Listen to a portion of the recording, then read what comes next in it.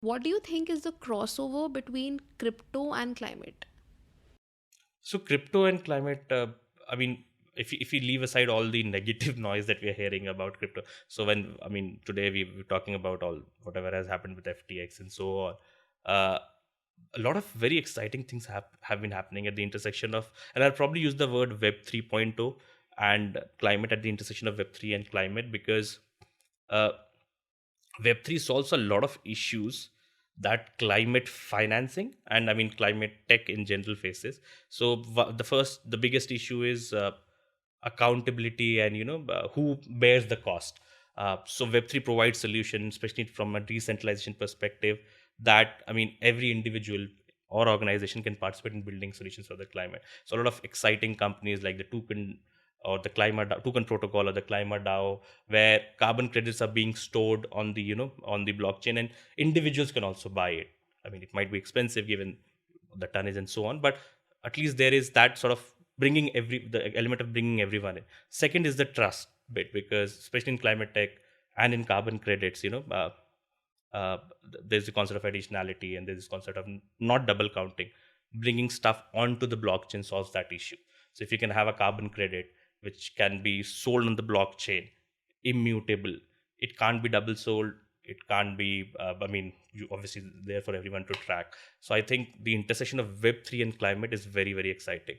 uh, Web3 in general, I'm very, I mean, very uh, bullish on Web3 anyways, but I mean, at the intersection of Web3 and climate is very exciting. And what do you think are some of the associated myths with, say, Web3 and climate? Myths. It's uh, so a lot of myths come from, as I said, from what has happened with FTX, from what has happened with Luna, and so on. That it's all a scam.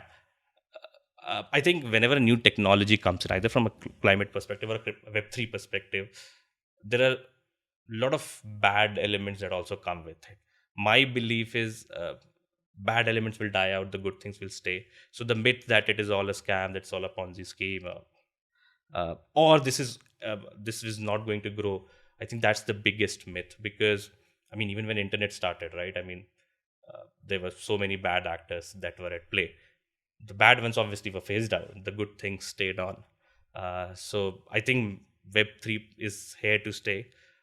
Climate tech obviously is here to stay. I think that's why we're building Climajo. So the myth that it is short term in nature, it's scammy, I think it's not true. And what does, say, the intersection between Web 3.0 and Climajo looks like to you? So one of the things, as I was mentioning, is from a NFT reward perspective.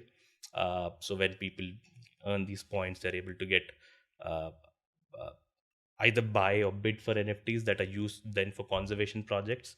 So we working with a couple of non-profit organizations that are working on both nature-based solutions, which is afforestation and so on, as well as other um, conservation solutions, where using those NFTs can give individuals the chance to contribute to these projects.